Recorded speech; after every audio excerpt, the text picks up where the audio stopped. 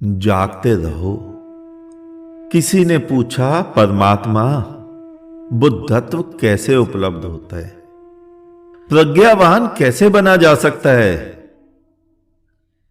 कैसे परमात्मा का साक्षात्कार हो सकता है? कैसे ज्ञान को उपलब्ध हुआ जा सकता है? तुम्हारे करने से तो बिल्कुल नहीं हो सकता।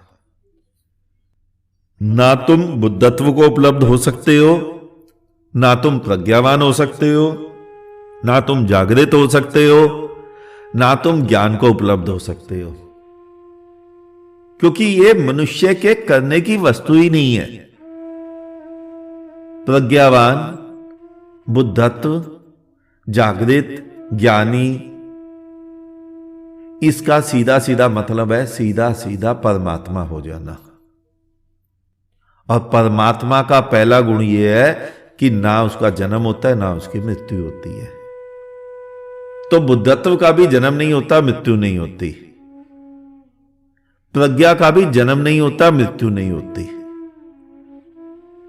आनंद, उत्सव, नृत्य, इनका भी जन्म नहीं होता, मृत्यु नहीं होती। तो तुम्हारे लिए तो ये असंभव बातें हैं, तुम्हारे कारण हो नहीं सकती है।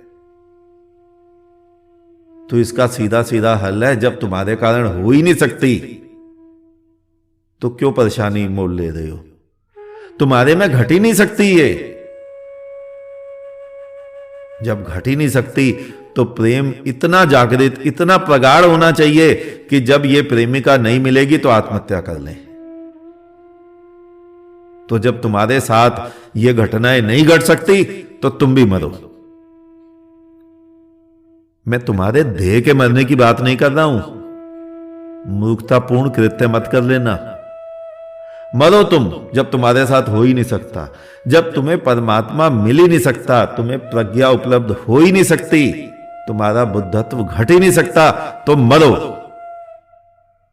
और जैसे ही मरोगे वैसे ही पाओगे तुम्हारे को वहीं प्रज्ञा साक्षात मिल गई, वहीं बुद्धत्व मिल गया, वहीं परमात्मा मिल गया, वहीं तुम्हें तुम्हारे परम जीवन से साक्षात्कार हो गया। फिर तुम्हें जो आनंद होगा वो आनंद तुम्हारे होते नहीं हो सकता। तुम्हारा मरना जरूरी है, तुम्हारा मिटना जरूरी है। पलक उठाने भर की देर है तुम्हारे और प्रज्ञावान में, अबुद्ध और बुद्ध में, अज्ञानी और ज्ञानी में, बंधन में और मुक्ति में, जीव में और परमात्मा में, तुम में और मुझ में। केवल तीली भर लगाने की देर है।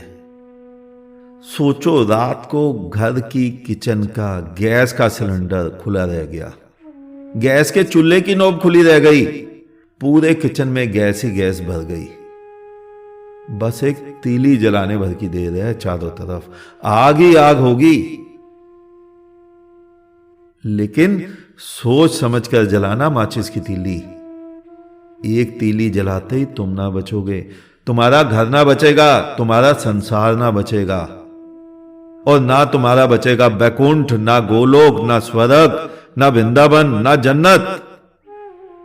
सभी कुछ स्वाहा हो जाएगा तुम्हारे साथ, सभी मिट जाएगा। तभी तो कबीर गा उठा, जो घर भूखे अपना सो चले हमारे साथ। सोच समझकर माचिस की तीली जलाना, कदम उठाना, बस इतना ही तो करना है। देखो, तुमने अपने जीवन के 50, 60, 70 वर्ष शांति से सोए सोए बिता दिए। बड़ी मुश्किल से 10-20 वर्ष बचे हैं, वो भी हो सके तो ऐसे ही सोए सोए बिता दो। काहे को आंख खोलनी, काहे को खड़े होना, काहे को जागना। स्वप्न बहुत अच्छे हैं।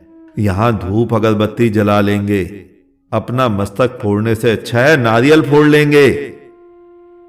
और मृत्यु के बाद के किसी लोक के, स्वर्ग का लोक, बैकुंठ लोक, जन्नत, सिद्धाश्रम, इसका स्वप्न देखते हुए प्रगाढ़ निद्रा में सोए हिलोरे लेते रहेंगे और स्वयं को धार्मिक मानते रहेंगे। बस इतने में ही मजे ले लो।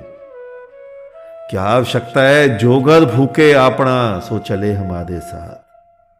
सो आनंद में गहरी निद्रा में चिर विश्राम। आज इतना ही, शेष किसी और दिन। अंत में चारों तरफ बिखरे फैले परमात्मा को मेरा नमन। तुम सभी जागो, जागते रहो।